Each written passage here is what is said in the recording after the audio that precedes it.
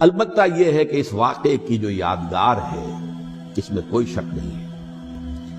کہ اس نے مسلمانوں میں سے ایک گروہ کے دل میں قربانی اور شہادت کا جذبہ بہت پیدا کیا، اس میں کوئی شک نہیں۔ اور جس طریقے سے کہ عاشورہ محرم میں یاد منائی جاتی ہے، جس طریقے سے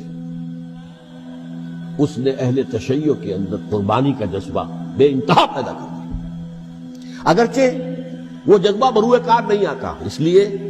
کہ ان کے ہاں یہ عقیدہ ہے، یہ طے ہے کہ جب تک حضرت مہدی ظاہر نہیں ہوں گے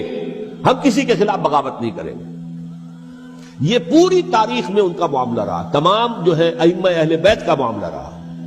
جب تک مہدی نہیں آتے keep sitting and keep waiting, wait and see, that's آل۔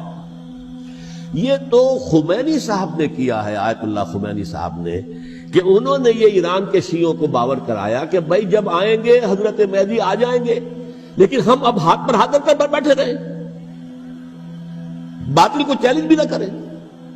ہمیں کچھ تو کرنا چاہیے، وہ ہاتھ پاؤں ہلانے چاہیے اور کچھ نہیں تو مہدی کا راستہ جو ہے صاف کرنا چاہیے، تمہید کرنی چاہیے، ان کے راستہ ہموار کیا جائے۔ تو یہ ان کی بڑی عظمت ہے آیت اللہ خمینی صاحب کی کہ اہل تشیع ایران کے جو ہے ان سے انہوں نے یہ بات منوا لی کہ ہم بالکل انرٹ نہیں بیٹھے رہیں گے، بلکہ اب انہیں نائب امام قرار دے کر اور ولایت فقیہ کے فلسفے کے حوالے سے، یہ دو چیزیں ان کی جو ہیں بنیادی فلسفے کی ہیں، وہ اس وقت میرا موضوع نہیں ہے، انہوں نے عوام کو ایسا کھڑا کیا ہے کہ 20,000 سے لے کر 30,000 کے درمیان انسانوں نے جانے دی، عورتوں کے جلوس نکلے، شیرخوار بچہ گود میں ہے عورت کے اور گولی کھا رہی ہے، مر رہی ہے، گر رہی ہے۔ اب سوچئے زندگی کتنی عزیز ہوتی ہے، اور شیرخوار بچے کے لیے ماں کی جو زندگی ہے اس ماں کو اپنی زندگی کتنی عزیز تر ہوگی کہ اپنے لیے نہیں تو اس بچے کے لیے مجھے جینا ہے، لیکن نہیں، گولیاں کھائیں گری۔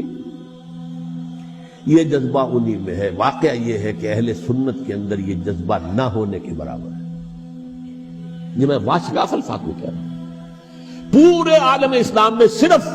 شیعہ ایران ایسا نکلا ہے کہ جس نے بادشاہت کا خاتمہ کیا، باقی سعودی عرب میں بادشاہت بیٹھی ہوئی ہے، ڈٹ کر بیٹھی ہوئی، اربوں ڈالر کا ایک ایک محل بنتا ہے ان بادشاہوں کا، اور سنی سن ہے، سن، کوئی حرکت نہیں۔ وہ تو اب جو حرکت ہو رہی ہے وہ اینٹی امریکن حرکت ہے جو ہو رہی ہے، وہ در حقیقت وہ مسئلہ بالکل دوسرا ہے جو اس وقت ہو رہا ہے، لیکن یہ کہ عالم اسلام میں کوئی تحریک ایسے نہیں اٹھی۔ یہ اہل تشیع میں ہے جو بالکل استثنائی بات ہے کہ انہوں نے جو ہے ایسا بادشاہ جس کو کہا جاتا تھا کہ اس کا جو اسلحہ خانہ ہے وہ ایشیا میں سب سے بڑا اسلحہ خانہ ہے، جو 2500 سالہ پرانی جو ایک عظمت تھی ایران کی، اس کو دوبارہ تازہ اور زندہ کرنا چاہتا تھا۔ 2500 سالہ برسی اس نے منائی تھی، اس کے لیے ایک شہر آباد کیا تھا کہ خسرو یا سائرس یا ذوالقرنین قرآن مجید کی اصطلاح میں اس کی یادگار بنائی تھی، اور وہ سوچ رہا تھا کہ وہی عظمت دوبارہ ایران کی ہوگی جو کہ خسرو کے زمانے میں تھی، جس کا قرآن مجید میں سورہ کہف کے اندر ذکر ہے، مشرقی فتوحات، مغربی فتوحات، شمالی فتوحات۔ تو وہ بادشاہ ہے، اس کو بھاگنا پڑا ہوا قربانی کی وجہ سے۔ تو یہ جو ہے واقعہ کربلا نے، اس میں کوئی شک نہیں ہے کہ ایک ایسی مشعل روشن کی ہے جس کو کہ ہر شخص کو دیکھنا چاہیے۔ یہ بھی انسان، جیسے کہ اقبال نے ایک شعر کہا تھا غالب کے لیے، فکر انسان پر تیری ہستی سے یہ روشن ہوا ہے، پرے مرغ تخیل کی رسائی تاک ہو جا۔